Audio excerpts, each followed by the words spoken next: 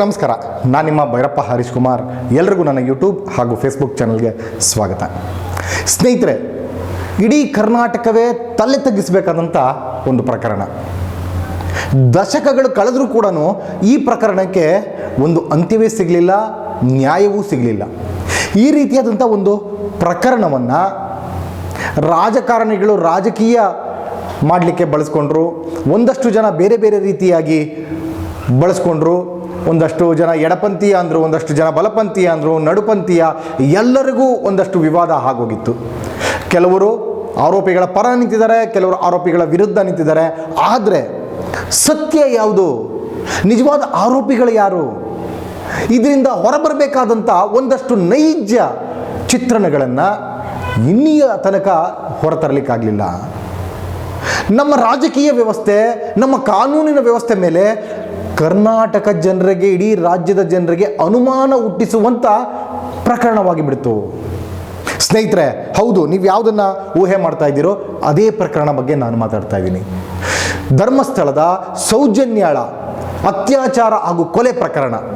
ದಶಕಗಳು ಕಳೆದರೂ ಇದಕ್ಕೆ ಒಂದು ನ್ಯಾಯವೂ ಸಿಗಲಿಲ್ಲ, ಅಂತ್ಯವೂ ಸಿಗಲಿಲ್ಲ. ಇಡೀ ಕರ್ನಾಟಕದ ಜನ ಈ ಆರೋಪಿಗಳು ಯಾರು ಯಾರು ಯಾರು ಅಂಥೇಳಿ ಇಂಥ ಕಾಲದಲ್ಲೂ ಹುಡುಕುವಂಥ ಮಟ್ಟಕ್ಕೆ ಬಂದು ನಿಂತಿದೆ. ಸ್ನೇಹಿತರೆ, ನಾನು ಮೊದಲನೇದಾಗೇ ಒಂದು ಸ್ಪಷ್ಟಪಡಿಸ್ತೀನಿ. ಸಾಕಷ್ಟು ಜನ ವಿಡಿಯೋಗಳನ್ನು ಮಾಡಿದ್ದಾರೆ. ಯೂಟ್ಯೂಬರ್ಸ್ ಸಾಕಷ್ಟು ಜನ ವಿಡಿಯೋಗಳನ್ನು 12 ವರ್ಷಗಳಿಂದ ವಿಡಿಯೋಗಳು ಸತತವಾಗಿ ಮಾಡ್ತಾ ಇದ್ದಾರೆ.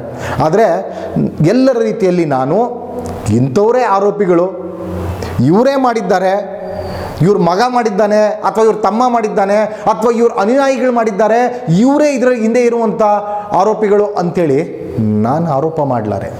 ಯಾತಕ್ಕೆ ಅಂದರೆ ನಮ್ಮ ವಿರೋಧಿಗಳಾದರೂ ಕೂಡ ಅಥವಾ ನಮ್ಮ ಪರ ಇರೋರಾದರೂ ಕೂಡ ಪ್ರತಿಯೊಬ್ಬರಿಗೂ ವ್ಯಕ್ತಿ ಗೌರವ ಇರುತ್ತೆ. ಆ ವ್ಯಕ್ತಿ ಗೌರವಕ್ಕೆ ಚ್ಯುತಿ ತರೋದಕ್ಕೆ ನನಗಿಷ್ಟ ಇಲ್ಲ. ಸಂವಿಧಾನದ ಅಡಿಯಲ್ಲಿ ಬದುಕ್ತಾ ಇರುವಂಥವ್ರು ಪ್ರತಿಯೊಬ್ಬರ ವಾಕ್ ಸ್ವಾತಂತ್ರ್ಯವನ್ನು, ಪ್ರತಿಯೊಬ್ಬರ ಅಭಿವ್ಯಕ್ತಿ ಸ್ವಾತಂತ್ರ್ಯವನ್ನು ಮತ್ತು ಪ್ರತಿಯೊಬ್ಬರ ಬದುಕುವ ಸ್ವಾತಂತ್ರ್ಯವನ್ನು ಕೂಡ ನಾವು ಗೌರವಿಸಬೇಕಾಗಿದೆ. ಹೌದು ಸ್ನೇಹಿತರೆ, ಈ ವಿಚಾರವಾಗಿ ನಾನೊಂದು ವಿಡಿಯೋ ಮಾಡಬೇಕು ಅನ್ನಿಸ್ತು. ಹಾಗಾಗಿ ಈ ವಿಡಿಯೋನ ಮಾಡ್ತಾ ಇದ್ದೀನಿ. ಇನ್ಯಾಕೆ ತಡ, ಬನ್ನಿ ಪ್ರಾರಂಭ ಮಾಡೋಣ.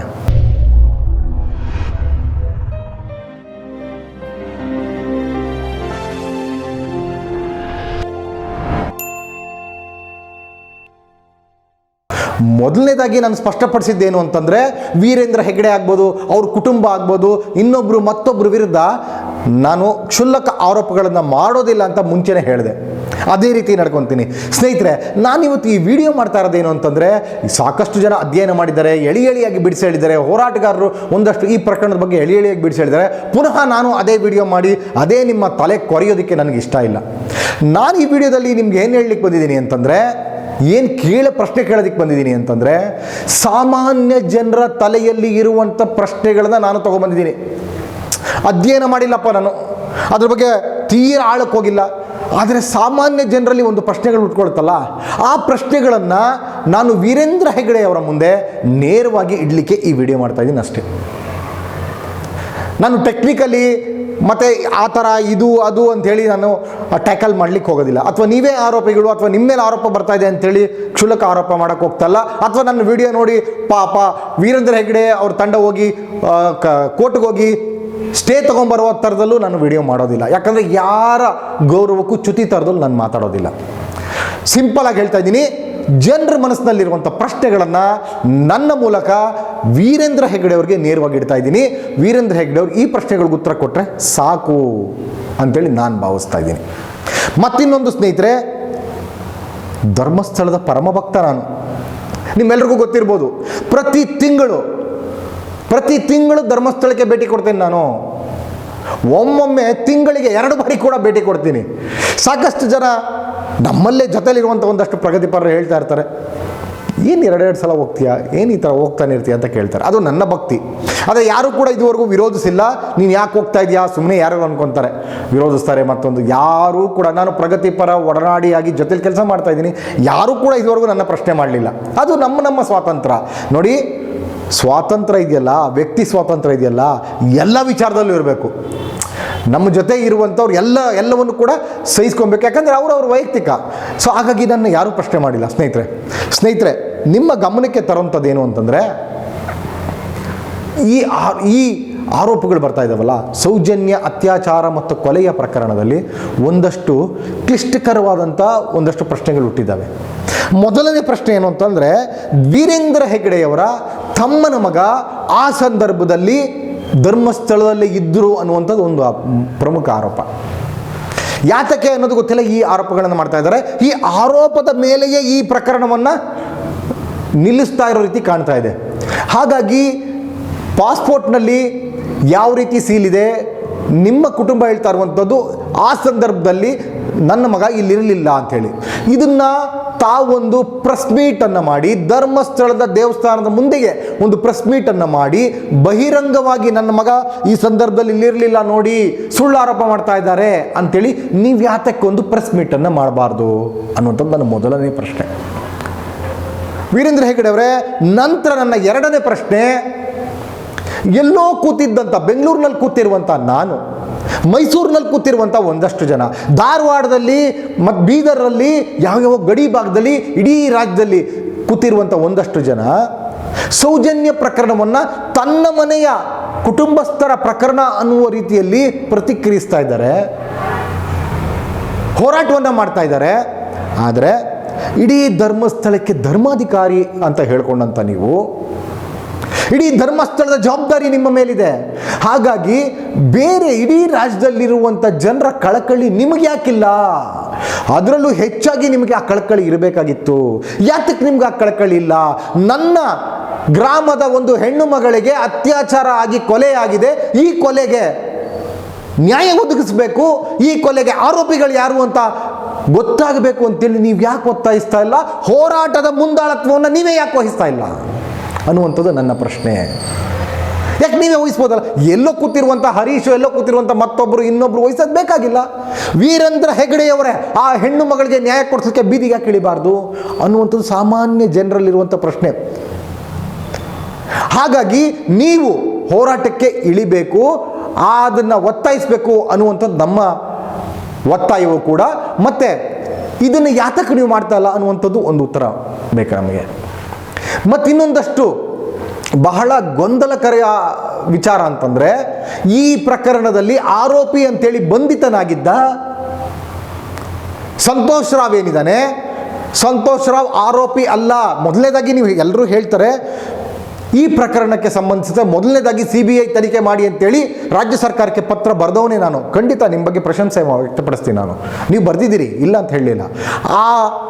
ಅದನ್ನೂ ಸೇರಿದಂತೆ ಮುಖ್ಯಮಂತ್ರಿಗಳಾಗಿದ್ದಾಗ, ಕಳೆದ ಸಲ ಮುಖ್ಯಮಂತ್ರಿಗಳಾದಾಗ ಸಿದ್ದರಾಮಯ್ಯನವರು ಈ ಪ್ರಕರಣವನ್ನು CBI ಕೊಟ್ಟರು. CBI ಪ್ರಕರಣ ಏನಾಯಿತು? ಅದರಲ್ಲಿ ಸಂತೋಷ್ ರಾವ್ ಆರೋಪಿ ಅಲ್ಲ ಅಂತೇಳಿ ಖುಲಾಸೆ ಆಗಿದ್ದಾನೆ. ಖುಲಾಸೆ ಆಗಿರುವಂಥ ವ್ಯಕ್ತಿ ಆರೋಪಿ ಅಲ್ಲ ಅಂತ ನ್ಯಾಯಾಲಯ ತೀರ್ಮಾನ ಮಾಡಿದ ಮೇಲೆ ಆರೋಪಿಗಳು ಯಾರು ಅಂತ ಗೊತ್ತಾಗಬೇಕಲ್ಲ, ಈ ರಾಜ್ಯದ ಜನ ಗೊತ್ತಾಗಬೇಕಲ್ಲ. ಅಷ್ಟು ಕ್ರೂರವಾಗಿ ಮಾನವ ಜನಾಂಗವೇ ತಲೆ ತಗ್ಗಿಸುವ ರೀತಿಯಲ್ಲಿ ಆ ಹೆಣ್ಣು ಮಗಳನ್ನ ಮೇಲೆ ಅತ್ಯಾಚಾರವನ್ನು ಮಾಡಿ ಕೊಲೆ ಮಾಡಿರುವಂಥ ಆರೋಪಿ ಯಾರು ಅಂತ ಗೊತ್ತಾಗಬೇಕಲ್ಲ. ಹಾಗಾಗಿ ಅವರಲ್ಲ ಅಂತ ಗೊತ್ತಾದ ಮೇಲೆ ಹೌದು ಇಂಥವ್ರೇ ಅಂತ ಗೊತ್ತಾಗಬೇಕು ಅಂಥೇಳಿ ನೀವು ಇನಿಷಿಯೇಟ್ ತಗೊಬೇಕಾಗಿತ್ತು. ನೀವೇ ಈ ಹೋರಾಟವನ್ನು ಪುನಃ ಕೈಗೆತ್ಕೊಂಡು ನಮ್ಮ ಗ್ರಾಮದ ಹೆಣ್ಣು ಮಗಳಿಗೆ ಅನ್ಯಾಯ ಆಗಿದೆ, ನಾನು ಧರ್ಮಸ್ಥಳದ ಮುಂದೆ ಪ್ರತಿಭಟನೆಗೆ ಕೂರ್ತೀನಿ, ನಾನು ಧರ್ಮಸ್ಥಳದ ಮುಂದೆ ಪ್ರೆಸ್ ಮೀಟನ್ನು ಮಾಡ್ತೀನಿ, ಪುನಃ ಯಾರು ಆರೋಪಿಗಳು ಅಂತ ಗೊತ್ತಾಗೋ ತನಕ ನಾನು ಎದ್ದೇಳಲ್ಲ, ಆರೋಪಿಗಳು ಯಾರು ಅಂತ ಗೊತ್ತಾಗಬೇಕು ಅಂತ ನೀವು ಯಾಕೆ ಪ್ರತಿಭಟನೆಗೆ ಇಳಿತಾ ಇಲ್ಲ? ನೀವು ಯಾತಕ್ಕೆ ಇದನ್ನು ಒತ್ತಾಯಿಸ್ತಾ ಇಲ್ಲ? ಕೇವಲ ಮಾಡ್ತೀರಿ, ಮಾಡಲಿ, ಬೇಡಿ, ನಮ್ದು ಯಾವುದು ತಕರಾರಿಲ್ಲ ಅಂತ ಮೆಲ್ಲನೆ ಹೇಳಿ ಜಾರ್ಕೊತಾ ಇದ್ದೀರಿ ಅನ್ನುವಂಥದ್ದು ಈ ರಾಜ್ಯದ ಜನರಿಗಿರುವಂಥ ಒಂದು ಗೊಂದಲದ ಪ್ರಶ್ನೆ. ಯಾಕೆ ಮಾಡ್ತಾ ಇಲ್ಲ ವೀರೇಂದ್ರ ಹೆಗ್ಗಡೆ ಅವರು? ನನಗೂ ಕೂಡ ನಾನು ಒಬ್ಬ ಭಕ್ತನಾಗಿ ನಿಮ್ಮನ್ನ ಕೇಳ್ತಾ ಇರುವಂಥ ಪ್ರಶ್ನೆ. ನಾನು ವೀರೇಂದ್ರ ಹೆಗ್ಗಡೆಯವರ ಒಂದು ವಿಡಿಯೋ ನೋಡಿದೆ. ಆ ವಿಡಿಯೋದಲ್ಲಿ ಏನು ಹೇಳ್ತಾರೆ ಅಂತಂದರೆ, ನಾವೊಂದು ಸೊಳ್ಳೆಯನ್ನೂ ಸಾಯಿಸೋದಿಲ್ಲ, ಅಷ್ಟು ಕಾನ್ಷಿಯಸ್ ನಮ್ಮಲ್ಲಿದೆ, ನಮ್ಮ ಜನಾಂಗಕ್ಕಿದೆ ಅಂತ ಹೇಳ್ತಾರೆ. ಹೌದು, ಖಂಡಿತವಾಗೂ ಒಂದು ಜೈನ ಸಮುದಾಯ ಒಂದು ಸೊಳ್ಳೆಯನ್ನು ಸಾಯಿಸಬಾರ್ದು, ಒಂದು ಇರುವೆಯನ್ನು ಸಾಯಿಸಬಾರ್ದು ಅನ್ನುವಂಥದ್ದು ಅವರ ಜನಾಂಗದ ಕಾನ್ಸೆಪ್ಟ್. ನಿಜ, ನಾವು ಅವ್ರನ್ನ ಗೌರವಿಸೋಣ.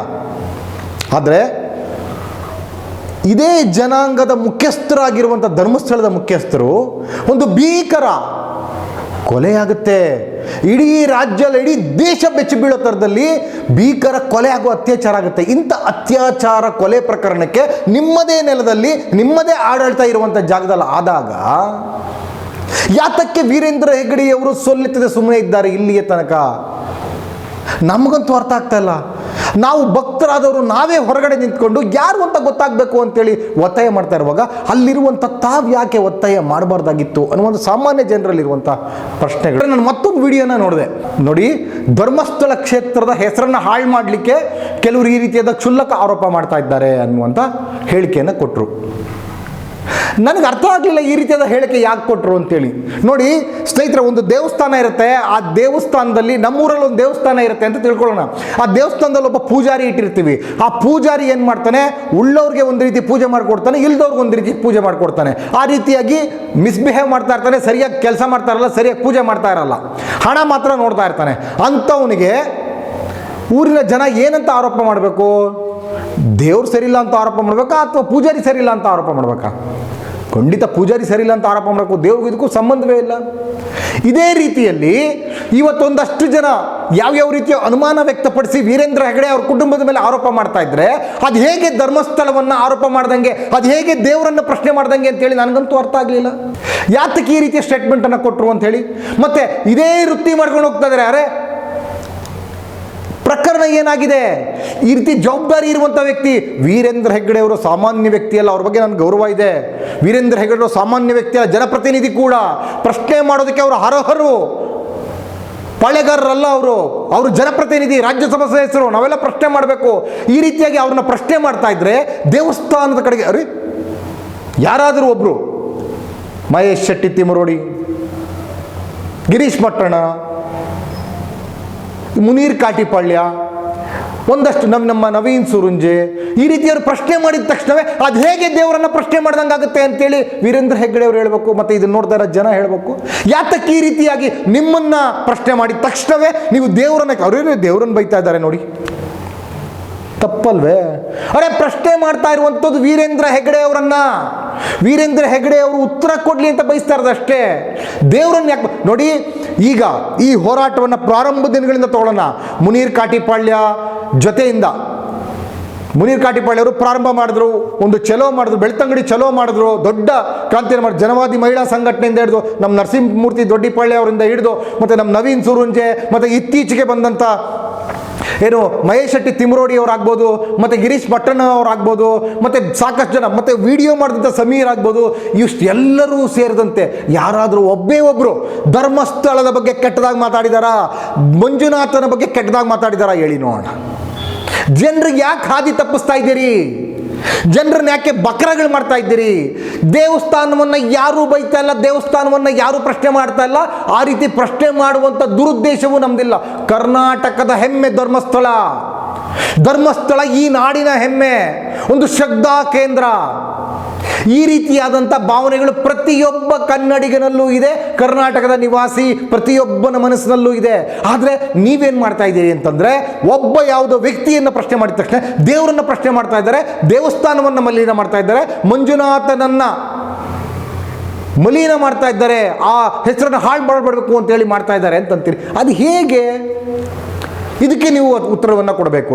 ನಿಮ್ಮನ್ನು ಪ್ರಶ್ನೆ ಮಾಡಿದ ತಕ್ಷಣ ದೇವರನ್ನು ಪ್ರಶ್ನೆ ಮಾಡ್ದಂಗೆ ಹೇಗಾಗುತ್ತೆ ಅಂತೇಳಿ ನೀವು ಉತ್ತರವನ್ನು ಕೊಡಬೇಕು ರಾಜ್ಯದ ಜನತೆಗೆ ಅಂತೇಳಿ ಒಂದು ಸರಳ ಪ್ರಶ್ನೆಯನ್ನು ನಿಮ್ಮ ಮುಂದೆ ಹೇಳ್ತಾ ಇದ್ದೀನಿ. ಮತ್ತು ಇನ್ನೊಂದು ದೊಡ್ಡ ಪ್ರಶ್ನೆ ಅಂತಂದರೆ ಧರ್ಮಸ್ಥಳದ ಜಾಗದ ವಿಚಾರ.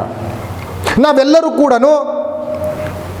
ಧರ್ಮಸ್ಥಳಕ್ಕೆ ಭಾಳ ಶ್ರದ್ಧೆಯಿಂದ ನಡ್ಕೊಂತೀವಿ. ನಾನು ತಂದೆ ಕಾಲದಿಂದಲೂ ಕೂಡ ಧರ್ಮಸ್ಥಳಕ್ಕೆ ಹೋಗುವಂಥದ್ದು, ಭಕ್ತಿಯಿಂದ ಬೇಡ್ಕೊಳ್ಳುವಂಥದ್ದು. ಇಡೀ ರಾಜ್ಯದ ಜನ ಒಂದು ಸತ್ಯದ ಕ್ಷೇತ್ರ, ಧರ್ಮದ ಕ್ಷೇತ್ರ ಅಂತೇಳಿ ಭಾಳ ಗೌರವದಿಂದ ಇದ್ದೀವಿ. ಆ ಧರ್ಮಸ್ಥಳದ ಜಾಗದ ಹೆಸರು ಮಂಜುನಾಥನ ಹೆಸರಲ್ಲಿತ್ತು 74ನೇ ಇಸ್ವಿಯಿಂದ ಹಿಂದೆಗಡೆ ಅಂತ ದಾಖಲೆಗಳು ಹೇಳುತ್ತೆ. 74ನೇ ಇಸ್ವಿಯ ನಂತರ ಅದು ಏಕಾಏಕಿ ವೀರೇಂದ್ರ ಹೆಗ್ಗಡೆ ಅವರ ಹೆಸರಿಗೆ ಬರುತ್ತೆ. ಯಾಕೆ ವೀರೇಂದ್ರ ಹೆಗ್ಗಡೆ ಅವರ ಹೆಸರಿಗೆ ಬಂತು? ಸರ್ಕಾರಿ ಜಾಗವನ್ನು ಹೇಗೆ ವೀರೇಂದ್ರ ಹೆಗ್ಗಡೆ ಅವರ ಹೆಸರಿಗೆ ಬದಲಾಯಿಸ್ಕೊಂಡ್ರು? ಇದು ಮೋಸ ಮಾಡಿದ್ದಾರೆ ಅಂತೇಳಿ ಜನ ಮಾತಾಡ್ತಾ ಇದ್ದಾರೆ. ಸಾರ್ವಜನಿಕರಿರುವಂಥ ಪ್ರಶ್ನೆ ಇದೊಂದು ಸರಳ ಪ್ರಶ್ನೆಗಳಿಗೆ ಯಾಕೆ ಇದು ವೀರೇಂದ್ರ ಹೆಗ್ಗಡೆ ಉತ್ತರ ಕೊಡಬಾರ್ದು? ಇಲ್ಲ, ನಾನು ಕಬಳಿಸಿಲ್ಲ, ಇದು ನನ್ನ ಆಸ್ತಿ, ಅಥವಾ ಈ ಕಾನೂನಲ್ಲಿ ಅವಕಾಶ ಇತ್ತು ಹಾಗಾಗಿ ಮಾಡ್ಕೊಂಡಿದ್ದೀನಿ, ಅಥವಾ ಇಲ್ಲ ನಾನು ತಪ್ಪು ಮಾಡಿದ್ದೀನಿ, ಇನ್ನೊಂದ್ಸಲ ಆಗೋದಿಲ್ಲ, ಮತ್ತೆ ಪುನಃ ಮಂಜುನಾಥನ ಹೆಸರು ಕೊಡ್ತೀನಿ, ಏನಾದರೂ ಒಂದು ಹೇಳಬೇಕಲ್ಲ. ಜನ ಈ ರೀತಿ ಬಾಯಿ ಬರ್ಕೊತಾ ಇರುವಾಗ ಸುಮ್ಮನೆ ಇದ್ದರೆ ಹೇಗೆ ವೀರೇಂದ್ರ ಹೆಗ್ಗಡೆ ಅವರೇ? ಸರಳ ಪ್ರಶ್ನೆಗಳಿದು. ದೇವಸ್ಥಾನ, ದೇವರ ಹೆಸರಲ್ಲಿದ್ದಂಥ ದೇವಸ್ಥಾನ 74ನೇ ಇಸ್ವಿಯಲ್ಲಿ ನಿಮ್ಮ ಹೆಸರಿಗೆ ಬಂತು, ಅದು ಹೇಗೆ ಬಂತು? ದುರುದ್ದೇಶಪೂರ್ವಕವಾಗಿ ಏನಾರು ಬಂದಿದೆಯಾ ಅಥವಾ ನಿಮ್ಮ ಹೆಸರಲ್ಲಿ ಮೂಲತವಾಗಿತ್ತ? ಇದನ್ನು ಜನ ಕೇಳ್ತಾನೆ ಇದ್ದಾರೆ, ಉತ್ತರವನ್ನು ಕೊಡಿ ಅಷ್ಟೇ. ಉತ್ತರವನ್ನು ಕೊಟ್ಟರೆ ನಾವು ನಿಮ್ಮನ್ನು ಗೌರವಿಸ್ತೇವೆ, ನಾವು ನಿಮ್ಮನ್ನು ಹೊಗಳ್ತೇವೆ. ಇಲ್ಲ, ಇವರು ಆರೋಪ ಮುಕ್ತರು, ಸುಮ್ಮನೆ ಆರೋಪ ಮಾಡಿದ್ರು ಅಂತೇಳಿ ನಾವು ನಿಮ್ಮ ಪರ ಮಾಡ್ತೀವಿ. ಮೊದಲನೇದಾಗಿ ವ್ಯಕ್ತಿ ನಾನು ಬಂದು ಧರ್ಮಸ್ಥಳದ ಮುಂದೆ ನಿಮ್ಮ ಪರವಾಗಿ ನಿಂತು ಹೋರಾಟವನ್ನು ಮಾಡ್ತೀನಿ ನಾನು ಮೊದಲು. ವಿಚಾರ ಇನ್ನೂ ದೊಡ್ಡ ವಿಚಾರ, ಕಾಂಟ್ರವರ್ಷಿಯಲ್ ವಿಚಾರ ಅಂತಂದರೆ ಧರ್ಮಸ್ಥಳದ ಹೆಸರು ನಡೀತಾ ಇರುವಂಥ ಬಡ್ಡಿ ದಂಧೆ, ಮೈಕ್ರೋ ಫೈನಾನ್ಸ್. ನೀವು ಒಂದು ಕಡೆ ಹೇಳ್ತೀರಿ, ಪ್ರಾರಂಭ ದಿನಗಳಲ್ಲಿ ಮೈಕ್ರೋ ಫೈನಾನ್ಸ್ ಸ್ಟಾರ್ಟ್ ಮಾಡಿದಂಥ ಸಂದರ್ಭದಲ್ಲಿ ನೀವು ಹೇಳ್ತೀರಿ ಮೈಕ್ರೋ ಫೈನಾನ್ಸ್ ಜನರಿಗೆ ಒಳ್ಳೇದಾಗುತ್ತೆ, ಹಾಗಾಗಿ ನಾವು ಪ್ರಾರಂಭ ಮಾಡ್ತಾ ಇದ್ದೀವಿ ಅಂತೇಳಿ ಸ್ಟೇಟ್ಮೆಂಟನ್ನು ಕೊಡ್ತೀರಿ. ಅದಾದ ನಂತರ ಯಾವಾಗ ಕಾಂಟ್ರವರ್ಷಿಯಲ್ ಆಯಿತು, ಒಂದಷ್ಟು ಜನ ನೇಣ ಹಾಕೊಳ್ಳಿಕ್ಕೆ ಪ್ರಾರಂಭ ಮಾಡಿದ್ರು, ಆ ಸಂದರ್ಭದಲ್ಲಿ ಏನು ಹೇಳ್ತೀರಿ?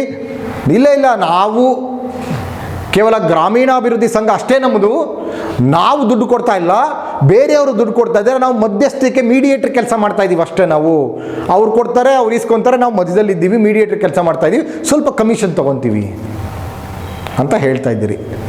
ಅರೆ ವೀರೇಂದ್ರ ಹೆಗಡೆ ಅವರೇ, ಧರ್ಮಸ್ಥಳದ ಹೆಸರನ್ನು ಬಳಸ್ಕೊಂಡು ಮೀಡಿಯೇಟರ್ ದಳ್ಳಾಳಿ ಕೆಲಸ ಮಾಡುವಂಥ ಅನಿವಾರ್ಯತೆ ಇದೆಯಾ? ಧರ್ಮಸ್ಥಳ ಅನ್ನುವಂಥ ಶ್ರೀ ಕ್ಷೇತ್ರಕ್ಕೆ ದಳ್ಳಾಳಿ ಕೆಲಸ ಮಾಡುವಂಥ ಅನಿವಾರ್ಯತೆ ಇದೆಯಾ ಅನ್ನುವಂಥ ಜನರ ಪ್ರಶ್ನೆ. ಅಲ್ಲಿ ದುಡ್ಡು ಕೊಡ್ತಾ ಇಲ್ಲ ಅಂತಂದಾಗ ನೀವೊಂದು ಅಲ್ಲಿ ಮ್ಯಾನೇಜರ್ಗಳು ಯಾರು ನೇಮಕ ಮಾಡಿದ್ದೀರಿ, ಆ ಸಂಸ್ಥೆಯವರು ಬಂದು ಒಂದು ಪ್ರೆಸ್ ಮೀಟ್ ಮಾಡೋದಕ್ಕೆ ಏನು ಸಮಸ್ಯೆ? ಮತ್ತೆ ದುಡ್ಡು ಯಾರು ಕೊಡ್ತಾ ಇದ್ದಾರೆ, ಬ್ಯಾಂಕ್ ಅವ್ರು ಯಾರು ಕೊಡ್ತಾ ಇದ್ದಾರೆ, ನಾವು ಕೊಡ್ತಾ ಇರೋದಲ್ಲ ಅಂತ ಹೇಳಿ ವಾದ ಮಾಡ್ತಿದ್ದೀರಿ. ಸರಿ, ಒಪ್ಕೊಳ್ಳೋಣ, ನಾನು ಒಪ್ತೀನಿ, ಬೇರೆಯವ್ರು ಒಪ್ಪೋದು ನಾನು ಒಪ್ತೀನಿ. ಆದರೆ ಆ ಬ್ಯಾಂಕ್ ಅವ್ರು ಬಂದು ಯಾಕೆ ಪ್ರೆಸ್ ಮೀಟನ್ನು ಮಾಡಬಾರ್ದು ಇಷ್ಟು ದಿವಸ ಆದರೂ ಕೂಡ?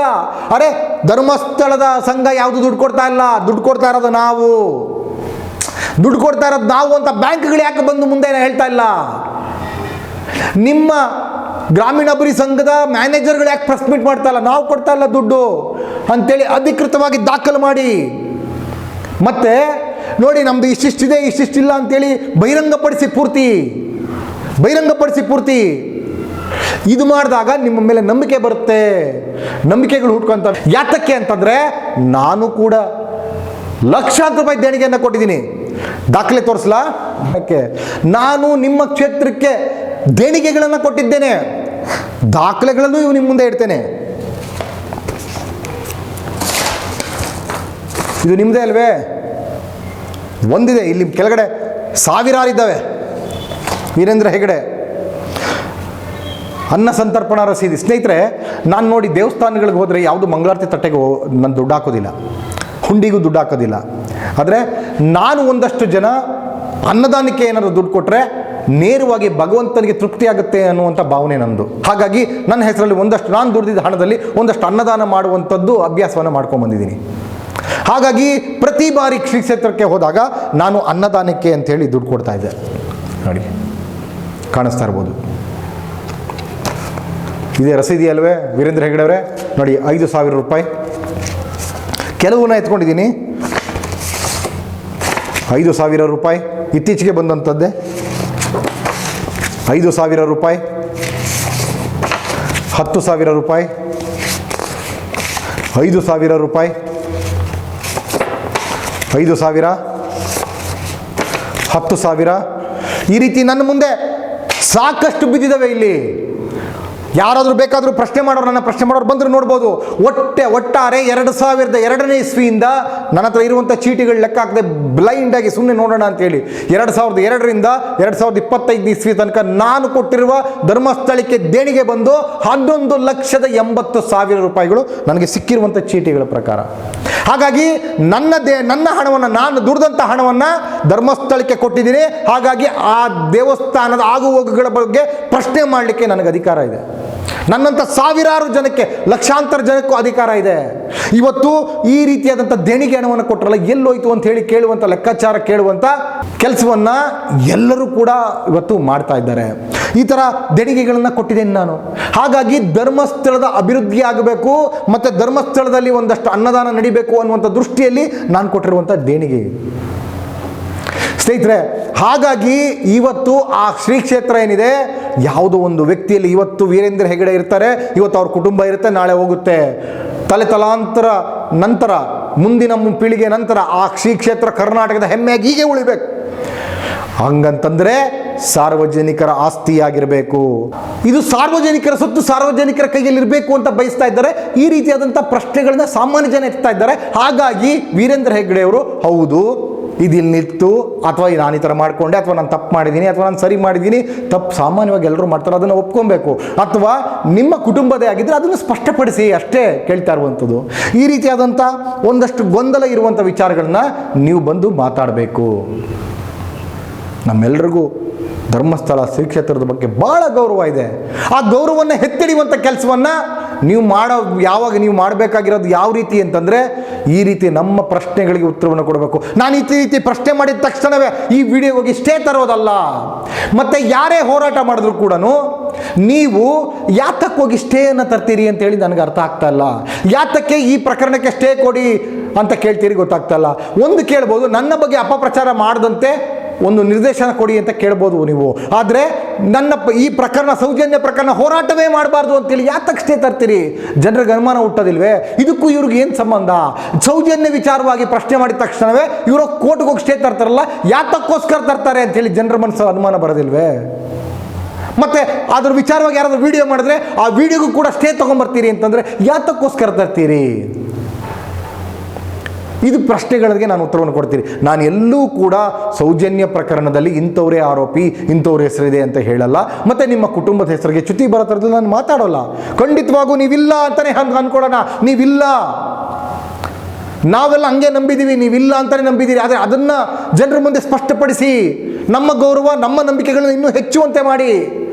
ದೇವಸ್ಥಾನದ ಬಗ್ಗೆ ಗೌರವ ಇಟ್ಕೊಂಡಿರುವಂಥವ್ರನ್ನ ನಂಬಿಕೆಗಳನ್ನು ಹೆಚ್ಚುವಂತೆ ಮಾಡಬೇಕಾದ್ರೆ ನೀವು ಬಂದು ಈ ರೀತಿಯಾದ ಉತ್ತರವನ್ನು ಕೊಡಬೇಕು. ನಾವು ನಿಮ್ಮ ಜೊತೆ ನಿಲ್ತೀವಿ. ಮತ್ತು ಇನ್ನೊಂದಷ್ಟು ಜನ ಹೇಳ್ತಾ ಇದ್ದಾರೆ, ಯಾರೋ ಎಡಪಂಥೀಯರು ಸೌಜನ್ಯ ಪರವಾಗಿ ಹೋರಾಟವನ್ನು ಮಾಡ್ತಾ ಇದ್ದಾರೆ. ಎಡಪಂಥೀಯರು ಎಡಪಂಥೀಯರು ಹೋರಾಟ ಮಾಡ್ತಾ ಇದ್ದಾರೆ, ನ್ಯಾಯಯುತವಾದ ಹೋರಾಟವನ್ನು ಮಾಡ್ತಾ ಇದ್ದಾರೆ, ಗೌರವಿಸೋಣ. ಯಾರು ಎಡಪಂಥೀಯರು ಅಂತ LTTಗಳಲ್ವಲ್ಲ ಅವರು. ಎಡಪಂಥೀಯರು ಅಂದಿದ ತಕ್ಷಣ ಅವ್ರೇನು ಪಾಕಿಸ್ತಾನದವ್ರಲ್ವಲ್ಲ ಅಥವಾ ಚೈನಾದವ್ರಲ್ವಲ್ಲ, ಈ ದೇಶದ ಪ್ರಜೆಗಳಲ್ವಾ? ಯಾವುದೊಬ್ಬ ಮುಸಲ್ಮಾನ ಪ್ರಶ್ನೆ ಮಾಡಿದ್ರೆ ಮುಸಲ್ಮಾನ, ನೀವು ಮಾತ್ರ ಹಿಂದೂ ಸಂಘಟನೆಗಳಿಗೆ ಹೇಳ್ತಾ ಇದ್ದೀನಿ, ಹಿಂದೂ ಸಂಘಟನೆಗಳು ಮಾತ್ರ ವಕ್ಫ್ ಬಗ್ಗೆ ಮಾತಾಡ್ಬೋದು, ಹಿಂದೂ ಸಂಘಟನೆಗಳು ಮಾತ್ರ ಮುಸಲ್ಮಾನರ ಬಗ್ಗೆ ಮಾತಾಡ್ಬೋದು. ಅದೇ ಮುಸಲ್ಮಾನ ಹಿಂದೂ ಸಂಘಟನೆಗಳ ಬಗ್ಗೆ ಮಾತಾಡೋಂಗಿಲ್ಲ, ಹಿಂದೂ ದೇವರುಗಳ ಬಗ್ಗೆ ಮಾಡೋಂಗಿಲ್ಲ. ಅದು ಯಾವುದು ನ್ಯಾಯ? ಈ ದೇಶದ ಕಾನೂನಿದೆ, ಮಾತಾಡ್ತಾರೆ, ಮಾತಾಡಬೇಕು. ಮುಸಲ್ಮಾನರು ಮಾತಾಡಬೇಕು, ಕ್ರೈಸ್ತರು ಮಾತಾಡಬೇಕು, ಹಿಂದೂಗಳು ಮಾತಾಡಬೇಕು. ನಾವೆಲ್ಲ ಒಂದಾಗಿದ್ದೀವಿ. ಈ ರೀತಿ ಒಡೆದಾಳುವಂಥ ನೀತಿಗಳನ್ನು ಇನ್ನೆಷ್ಟು ದಿವಸ ಮಾಡ್ತೀರಿ? ವಿಷಬೀಜವನ್ನು ಎಷ್ಟು ದಿವಸ ಬಿತ್ತೀರಿ? ಎಲ್ಲರೂ ಮಾತಾಡ್ತಾರೆ, ಎಲ್ಲರೂ ಮಾತಾಡಬೇಕು, ಅನ್ಯಾಯದ ವಿರುದ್ಧ ಮಾತಾಡಬೇಕು. ಧರ್ಮಸ್ಥಳ ಧರ್ಮಕ್ಷೇತ್ರ ಭಾವನೆಗಳ ಜೊತೆ ಯಾರೂ ಆಟ ಆಡಬಾರ್ದು. ವೀರೇಂದ್ರ ಹೆಗ್ಗಡೆ ಅವರು ಕೂಡ ಆಟ ಆಡಬಾರ್ದು, ಯಾರೂ ಆಟ ಆಡಬಾರ್ದು. ಬಹಳ ನಂಬಿಕೆಯ ಕ್ಷೇತ್ರ, ಕರ್ನಾಟಕದ ಹೆಮ್ಮೆ ಅದು. ಹಾಗಾಗಿ ಬಹಳ ಶುದ್ಧರಾಗಿರಬೇಕು. ತಪ್ಪಿತಸ್ಥರಾಗಿದ್ದರೆ ಒಪ್ಕೊಬೇಕು, ತಪ್ಪಿತಸ್ಥರು ಇಲ್ಲ ಅಂತಂದರೆ ನೇರವಾಗಿ ನಾನು ತಪ್ಪಿತಸ್ಥ ಇಲ್ಲ ಅಂತ ಬರಬೇಕು. ಆ ನಂಬಿಕೆಗಳನ್ನು ಜನ ಇಟ್ಟಿದಾರಲ್ಲ, ಆ ದೇವಸ್ಥಾನದ ಮೇಲೆ ನಂಬಿಕೆಗಳನ್ನ, ಆ ನಂಬಿಕೆಗಳನ್ನು ಹಸಿಯಾಗಿ ಇಟ್ಕೊಬೇಕು. ಆ ನಂಬಿಕೆಗಳನ್ನು ಉಳಿಸ್ಕೊಳ್ಳೋ ಥರದಲ್ಲಿ ವೀರೇಂದ್ರ ಹೆಗ್ಗಡೆ ಅವರು ವರ್ತಿಸಬೇಕು ಅಂತ. ಜೊತೆಗೆ ಇವತ್ತು ಈ ಹೋರಾಟಕ್ಕೆ ವೀರೇಂದ್ರ ಹೆಗ್ಗಡೆ ಅವರೇ ನಾಯಕತ್ವ ವಹಿಸಿದ್ರೆ, ವೀರೇಂದ್ರ ಹೆಗ್ಗಡೆ ಅವರು ಒತ್ತಾಯಿಸಿದ್ರೆ, ನಿಮ್ಮದೇ ಆದಂಥ ಶಾಲೆಯಲ್ಲಿ ಓದಂಥ ಒಬ್ಬ ಹೆಣ್ಣು ಮಗಳಿಗೆ ಅನ್ಯಾಯ ಆಯ್ತಲ್ಲ, ಅದನ್ನು ನಾವಿದ್ದೀವಿ, ನಾನು ವೀರೇಂದ್ರ ಹೆಗ್ಗಡೆ ಇದ್ದೀನಿ, ನಾನು ಹೆಣ್ಣು ಮಕ್ಕಳಿಗೆ ರಕ್ಷಣೆಯನ್ನು ಕೊಡ್ತೇನೆ, ನನ್ನ ಶಾಲೆಯಲ್ಲಿ, ನಮ್ಮ ಧರ್ಮಸ್ಥಳದ ಶಾಲೆಗಳಲ್ಲಿ ಯಾವುದೇ ಹೆಣ್ಣು ಮಕ್ಕಳಿಗೆ ಈ ರೀತಿ ಆಗ್ಲಿಕ್ಕೆ ಬಿಡೋದಿಲ್ಲ ಅಂತೇಳಿ ಒಂದು ಸಂದೇಶ ಕೊಟ್ಟಂಗಾಗುತ್ತೆ. ಹೆಣ್ಣು ಮಕ್ಕಳೆಲ್ಲ ನಿಮ್ಮನ್ನು ನಂಬ್ತಾರೆ. ಆದರೆ ನೀವು ಹಿಂದೇಟಾಗ್ತಾ ಇರೋಂಥದ್ದು ನೋಡಿದ್ರೆ ಖಂಡಿತವಾಗೂ ಜನಗಳಿಗೆ ಅನುಮಾನ ಬರುತ್ತೆ. ಅದಕ್ಕಾಗಿಯೇ ಜನ ನಿಮ್ಮ ಮೇಲೆ ಅನುಮಾನ ಪಡ್ತಾ ಇರುವಂಥದ್ದು. ಹಾಗಾಗಿ ನಾವೆಲ್ಲೂ ಕೂಡ ನೀವು ತಪ್ಪಿತಸ್ಥರು ಅಂತ ಹೇಳಿಲ್ಲ, ಹೇಳೋದು ಇಲ್ಲ. ಆ ರೀತಿಯಾದಂಥ ಬಂಡವಾದಗಳನ್ನು ನಾನು ಮಾಡೋದಿಲ್ಲ, ದಾಖಲೆಗಳಿಲ್ಲದೆ ಹೇಳೋದಿಲ್ಲ ನಾನು. ಹಾಗಾಗಿ ಈ ರೀತಿಯಾದಂಥ ನಡವಳಿಕೆಗಳು, ನಾನು ಹೇಳಿದಂಥ ಅಷ್ಟೂ ನಡವಳಿಕೆಗಳನ್ನು ವೀರೇಂದ್ರ ಹೆಗ್ಗಡೆ ಅವರೇನಾದರೂ ಪಾಲಿಸಿಬಿಟ್ರೆ, ನಾನು ವೀರೇಂದ್ರ ಹೆಗ್ಗಡೆ ಅವ್ರ ಜೊತೆ ನಿಂತ್ಕೊಂಡು ಹೋರಾಟದಲ್ಲಿ ಭಾಗಿಯಾಗ್ತೀನಿ ಅಂತ ಹೇಳ್ತಾ ನನ್ನ ಮಾತನ್ನು ಮುಗಿಸ್ತೀನಿ ಸ್ನೇಹಿತರೆ. ನಮಸ್ಕಾರ.